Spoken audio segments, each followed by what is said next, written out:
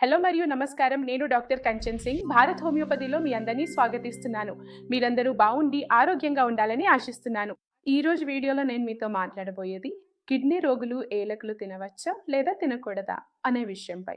మరి వీడియోను ప్రారంభిద్దాం. మీకందరికీ తెలిసినట్లే కిడ్నీల పని మన రక్తాన్ని ఫిల్టర్ చేయడం, టాక్సిన్లను శరీరం నుంచి బయటకు పంపించడం, బీపీని నియంత్రించడం, అలాగే ద్రవాలను ఫ్లూయిడ్ కూడా సమతుల్యం చేయడం.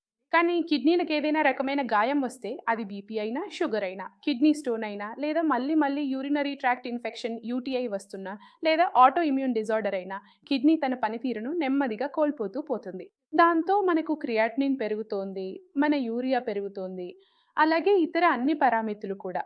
ఉదాహరణకు సోడియం, పొటాషియం, ఫాస్ఫరస్ అవి కూడా పెరిగినట్టు మనకు కనిపిస్తాయి. అయితే ఇలాంటి సందర్భాల్లో కిడ్నీ ఫెయిల్యూర్ ఉన్న రోగి ఎలాచీ తినవచ్చా లేదా తినకూడదా? ఎలాచీ తినడం అందరికీ ఇష్టం. చాలామంది ఎలాచీని టీలో వేసుకుని తాగడం ఇష్టపడతారు. ఇంకా చాలామంది ఎలాచీని అలాగే నమిలి తినడం ఇష్టపడతారు. అయితే కిడ్నీ ఫెయిల్యూర్ ఉన్న రోగి ఎలాచీ తినాలా లేదా తినకూడదా? ముందుగా దీని లాభాల గురించి తెలుసుకుందాం. దీనిలో లాభం ఏమిటంటే ఇది సహజమైన డయూరెటిక్, అంటే మీ మూత్ర ప్రవాహాన్ని పెంచుతుంది మరియు శరీరంలో వాపును తగ్గించడంలో సహాయపడుతుంది. అదే సమయంలో ఎలైచీలో పొటాషియం కూడా ఉంటుంది. ఇది మీ బీపీని నియంత్రించడంలో సహాయపడుతుంది. బీపీని రెగ్యులేట్ చేస్తుంది. అలాగే మీకు తరచూ గ్యాస్, యాసిడిటీ లేదా నోటి నుండి దుర్వాసన వస్తుంటే వాటిని కూడా ఎలాచీ నియంత్రించడానికి ప్రయత్నిస్తుంది, అంటే నియంత్రిస్తుంది. ఇందులో ఉండే యాంటీ ఇన్ఫ్లమేటరీ లక్షణాలు మరియు యాంటీ ఆక్సిడెంట్ లక్షణాలు మీ శరీరంలో ఏదైనా రకమైన ఆక్సిడేటివ్ స్ట్రెస్ వచ్చినప్పుడు దాన్ని తొలగించడంలో సహాయపడతాయి. ఇన్ఫ్లమేషన్ని తగ్గిస్తాయి, వాపుని తగ్గిస్తాయి. కానీ ఇక్కడ ఒక ప్రశ్న వస్తుంది. అంటే కిడ్నీ ఫెయిల్యూర్ ఉన్న రోగి ఎలాచీని తీసుకోవచ్చా లేదా తీసుకోకూడదా? మీరు క్రానిక్ కిడ్నీ డిజీజ్‌తో బాధపడుతున్నట్లయితే, మీది 4 లేదా 5 దశలో ఉందా? లేదా మీరు డయాలిసిస్ చేయించుకుంటున్నారా అంటే, మీరు ఎలాచీని తీసుకోకూడదు. అదే సమయంలో మీరు రోజు ఎలాచీని తీసుకుంటే, ఇది మీ బీపీని తగ్గించొచ్చు. అంతేకాకుండా ఎలాచీలో పొటాషియం కూడా ఉంటుంది. అందుకే నేను నా రోగులకు తరచూ చెప్తూ ఉంటాను. మీ పొటాషియం నార్మల్‌గా ఉంటే, మీరు అప్పుడప్పుడు అంటే వన్స్ ఇన్ ఎ వైలే ఎలాచీని తీసుకోవచ్చు. మీరు మీ ఆహారంలో ఎలాచీ వేసుకోవచ్చు.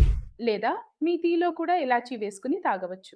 కానీ మీ పొటాషియం చాలా ఎక్కువగా పెరిగి ఉంటే, లేదా మీరు డయాలిసిస్‌పై ఉంటే, లేదా మీ క్రానిక్ కిడ్నీ స్టేజ్ 4 లేదా 5 దశలో ఉంటే, అప్పుడు నేను రోగులకు ఎలాచీ తీసుకోవద్దని సూచిస్తాను. ఎవరైనా రోగులకు మళ్ళీ మళ్ళీ కిడ్నీలో రాళ్ళు ఏర్పడుతున్నాయంటే వారు ఎలాచీ తీసుకోకూడదు. ఎందుకంటే ఎలాచీలో ఆక్సలేట్ ఉంటుంది. మీరు చాలా ఎక్కువగా ఎలాచీ తీసుకుంటే మీ కిడ్నీలో రాళ్ళు ఏర్పడే అవకాశాలు కూడా పెరుగుతాయి. అలాంటి పరిస్థితుల్లో మీరు ఎలాచీ తీసుకోకూడదు. మీకు ఏ పరిస్థితుల్లో ఎలా తీసుకోవచ్చో, తీసుకోకూడదో అర్థమైందని నేను ఆశిస్తున్నాను.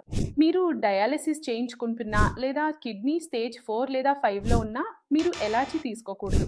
మీ పొటాషియం స్థాయి చాలా ఎక్కువగా ఉన్నా కూడా మీరు ఎలాచీ తీసుకోకూడదు.